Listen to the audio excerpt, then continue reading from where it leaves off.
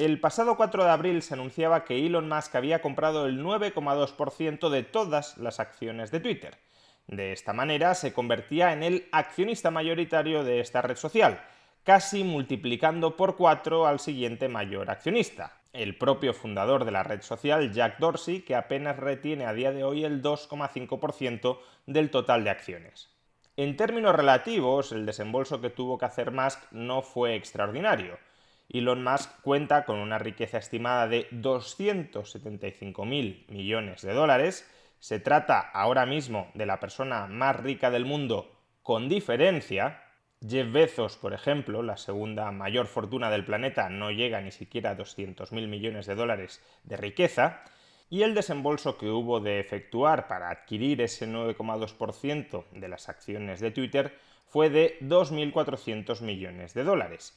Ni siquiera alcanza, por tanto, el 1% de todo su patrimonio neto. Pero, ¿para qué entra Elon Musk en el accionariado de Twitter? ¿Por qué se ha convertido, con diferencia, en el accionista mayoritario de la compañía? ¿Cuáles son sus planes de futuro para esta empresa? Pues Musk no ha presentado ningún tipo de memoria justificativa. Sin embargo, sí ha ido justificándose justamente a través de la red social Twitter. De manera que recopilando sus últimos tweets sobre este asunto podemos hacer una cierta exégesis y entrever qué tipo de futuro ambiciona Musk para esta red social. De entrada, hay dos grandes razones que parecen haber motivado la entrada de Musk en el accionariado de Twitter. Por un lado, la progresiva muerte de esta red social y por tanto la progresiva pérdida de rentabilidad de la misma. Y en segundo lugar, la relación conflictiva que esta red social tiene con la libertad de expresión. En cuanto a lo primero, la progresiva muerte de la red social y la consecuente erosión de su viabilidad económica en el largo plazo, Elon Musk publicó recientemente el siguiente tuit. La mayoría de estas cuentas de Twitter top apenas postean ningún tipo de contenido. ¿Se está muriendo Twitter? Esto lo decía a colación de un tuit donde se hacía un ranking sobre las 10 cuentas más seguidas, con mayor número de seguidores de todo Twitter, entre las que está, por cierto, Elon Musk en octava posición con 81 millones de seguidores. Pero claro, mientras Musk está tuiteando continuamente en la red social, es incluso bastante adicto a la misma, muchas de esas otras personalidades con muchos seguidores apenas postean. Dice Musk, por ejemplo, Taylor Swift no ha publicado absolutamente nada en los últimos 3 meses y Justin Bieber solo ha publicado algo una vez durante todo el año. Y en cuanto a la problemática relación que tiene Twitter con la libertad de expresión, el pasado 25 de marzo, antes de que pudiéramos siquiera conocer que Elon Musk se iba a convertir en el principal accionista de Twitter, Musk publicó la siguiente encuesta en la red social. La libertad de expresión es esencial para una democracia que funcione correctamente. ¿Crees que Twitter respeta, se adhiere con rigor a este principio? Y añadió, las consecuencias de esta encuesta serán importantes. Por favor, vota con cuidado. Y el 70% de quienes votaron en esta encuesta, más de 2 millones de votos en total, dijeron que no, que Twitter no respetaba adecuadamente la libertad de expresión. Y al conocerse estos resultados de la encuesta, Musk los valoró del siguiente modo. Dado que Twitter sirve de facto como la plaza pública donde se debate y se discute, la incapacidad para adherirse a los principios de la libertad de expresión socava de una manera fundamental la democracia. ¿Qué deberíamos hacer? ¿Crear una nueva red social? En retrospectiva, podemos entender que cuando hablaba de crear una nueva red social, también se podía estar refiriendo a transformar radicalmente la red social Twitter actualmente existente. Por tanto, parece que los dos principales objetivos de Elon Musk para Twitter son, por un lado, que la compañía se vuelva viable económicamente en el largo plazo y, segundo, garantizar la libertad de expresión, entendiendo como que cualquiera pueda decir cualquier cosa dentro de Twitter sin ser baneado, sin ser expulsado por la propia compañía, como sucedió con el caso de Donald Trump.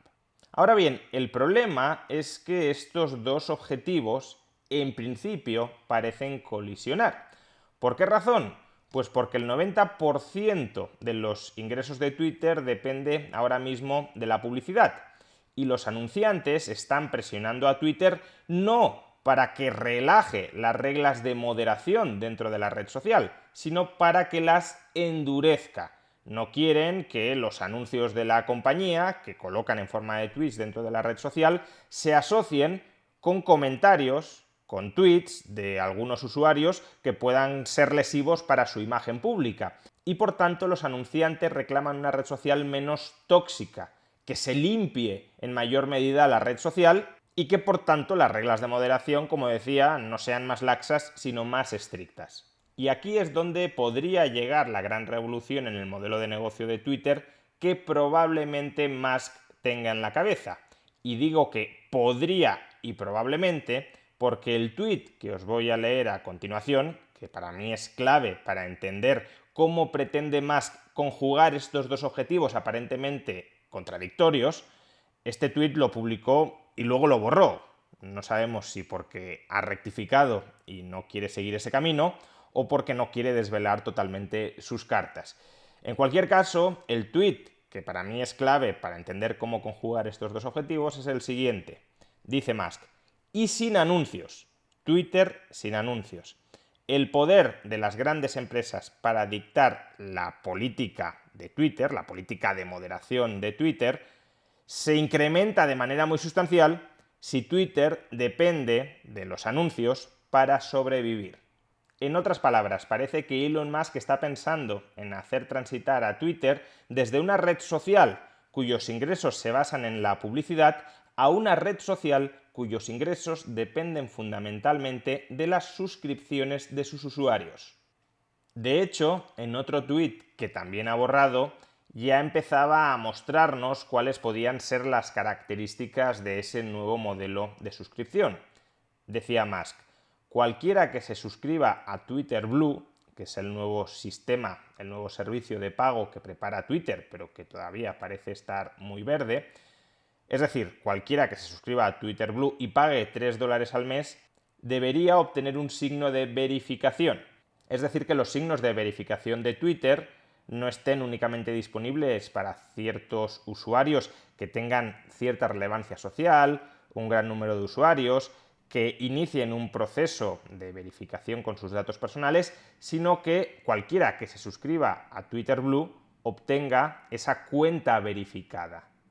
Y a continuación añadía Elon Musk en un tuit que no ha borrado: los precios deberían estar más bien ubicados no tanto en $3 al mes de suscripción, sino en $2 mensuales, pero pagados de golpe para el conjunto del año. A su vez, la cuenta no se verificaría automáticamente durante 60 días y se suspendería automáticamente sin ningún tipo de devolución del dinero en caso de que se utilizara para spamear. Y adicionalmente también aclara en unos tweets que tampoco ha borrado que esos $2 mensuales deberían ser proporcionales al poder adquisitivo del país y a la moneda local, e incluso abre la puerta a que se puedan pagar con Dogecoin. Vamos, que el modelo para Twitter en el que parece estar pensando Elon Musk es menos bots, menos spam, más usuarios reales con libertad de expresión que paguen por utilizar ese servicio de plaza pública y sin que la red social, sin que la viabilidad económica de la red social dependa de los ingresos por anunciantes que no quieren verse manchados por algunas de las expresiones, de las opiniones que se vierten en esa red social. Pero claro, quien tiene que tomar todas esas decisiones no son los accionistas. Quienes toman todas esas decisiones estratégicas sobre la empresa son los directivos, es el consejo de administración. Y en los últimos días hemos leído algo aparentemente sorprendente y contradictorio con todo lo anterior. Elon Musk ha declinado formar parte del consejo de administración de Twitter. Y si es así, ¿cómo pretende Elon Musk implementar todos estos cambios? Por muy accionista mayoritario que sea, las decisiones se toman en el consejo. Y si él no está en el consejo, ¿quién las va a tomar? Pues todo apunta a que los planes de Elon Musk pasan por echar de patitas a la calle al actual Consejo de Administración de Twitter. Y es que el actual Consejo de Administración le ofreció entrar como consejero a cambio de que renunciara a comprar más del 15% de la compañía. No entrando en el consejo, por tanto, Elon Musk se reserva la carta de incrementar todavía más su participación en el accionariado de la red social. Y cuando tenga un porcentaje de acciones que considere suficiente para controlar, para ejercer un control efectivo, real y continuado sobre la empresa, entonces es cuando probablemente Elon Musk se decida a dar el golpe de timón, echando a los directivos actuales, nombrando a unos nuevos directivos e implantando a través de ellos el nuevo modelo de red social que tiene en la cabeza.